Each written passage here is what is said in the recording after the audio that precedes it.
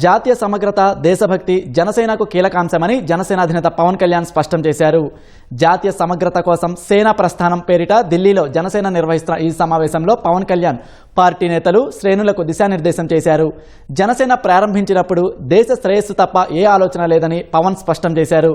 దేశ స్ఫూర్తిని కాపాడుకోవడం ఒక రోజుతో అయ్యే పని కాదని ప్రతి తరం ముందుకు తీసుకెళ్లాలని సూచించారు. 2014లో ఏపీని విభజించిన తీరును చూసి మాత్రమే ఆవేదన వెలిబుచ్చామని, తెలంగాణ ఏర్పాటుకు ఏనాడు అడ్డు చెప్పలేదని పవన్ మరోసారి గుర్తు చేశారు. జాతీయవాదాన్ని అందరికీ అర్థమయ్యేలా తెలియజెప్పేందుకు ఢిల్లీలో సమావేశం ఏర్పాటు చేశామని పవన్ వెల్లడించారు. కొత్తగా ఏర్పడిన కాక్రోచ్ పార్టీ పైన పవన్ స్పందించారు. దేశ సమగ్రతను బలి చేసేందుకు కొన్ని శక్తులు ఎప్పుడూ సిద్ధమవుతుంటాయని పవన్ అన్నారు. ఇలాంటి వాటి పట్ల అప్రమత్తంగా ఉండాలని పార్టీ నేతలు, శ్రేణులకు పవన్ పిలుపునిచ్చారు. పార్టీ ఎంపీలు దేశ ప్రాధాన్యతను ముందుకు తీసుకెళ్లాలని పవన్ సూచించారు. 2014లో కాంగ్రెస్ పార్టీ ఆంధ్రప్రదేశ్ రాష్ట్రాన్ని విభజించిన తీరు మీద మనం ఆవేదన వెలిబుచ్చాం తప్ప ఇక్కడ తెలంగాణ రాష్ట్ర విభజనని జనసేన ఏ రోజు కూడా దాన్ని అడ్డు చెప్పలేదు. కాకపోతే కాంగ్రెస్ పార్టీ విభజించిన తీరు మటుకు ఒక అసంతృప్తిని, ఒక అశాంతిని సృష్టించింది. ఈ రోజుకి ఆ వారసత్వపు సమస్యలు ఇలాగే ఉన్నాయి. ఆస్తుల పంపకాలు కావచ్చు, అంటే ఇవన్నీ కాంగ్రెస్ పార్టీ ఆ రోజు చేసిన విభజించిన విధానం కానీ, వాళ్ళ డివిజివ్నెస్ అప్రోచ్ కానీ ఈ రోజుకి ఆ ధోరణి మారలేదు. దానికి ఉదాహరణ ఇటీవల తెలంగాణలో జనసేన సభని అనుమతులు ఇవ్వకుండా అడ్డుకోవడం.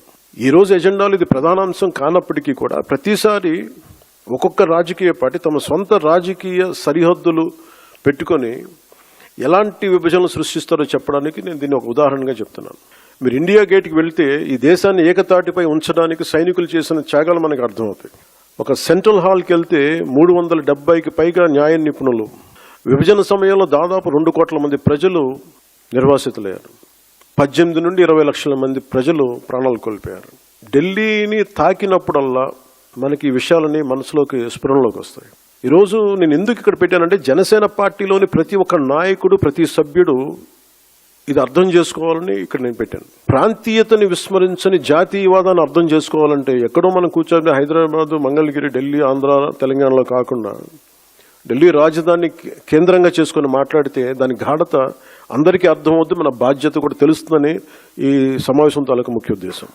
జాతీయ సమగ్రత, దేశభక్తి అనేది జనసేనకి చాలా కీలకమైన అంశం కావాలి. మనందరికీ భిన్నమైన విభజన ధోరణులు మనం ఎందుకు దూరంగా ఉండాలి అంటే ఈ దేశం ఈరోజు ఈ స్థితిలో ఉండటానికి వెనక ఎంతటి త్యాగాలు ఉన్నాయో మనం అర్థం చేసుకున్నప్పుడు దీన్ని ఎలా గౌరవించాలి, ఎంత బాధ్యతగా ప్రవర్తించాలో మనకి తెలుస్తుంది. జనసేన పార్టీ ఈ మధ్య మీరు చూస్తా ఉన్నారు కాక్రోచెస్ అనే ఇది కూడా అని నాకు సుమతి శతకం గుర్తు వచ్చింది.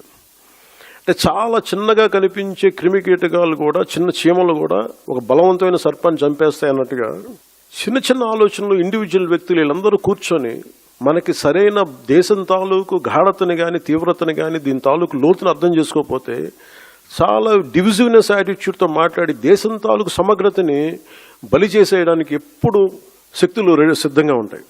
అలాంటి అలాంటి ఆలోచన ప్రవాహంలో మనం చిక్కుకోకూడదు అన్న భావన తెలియజెప్పడానికి ఈ ఢిల్లీని వేదికగా పెట్టాం.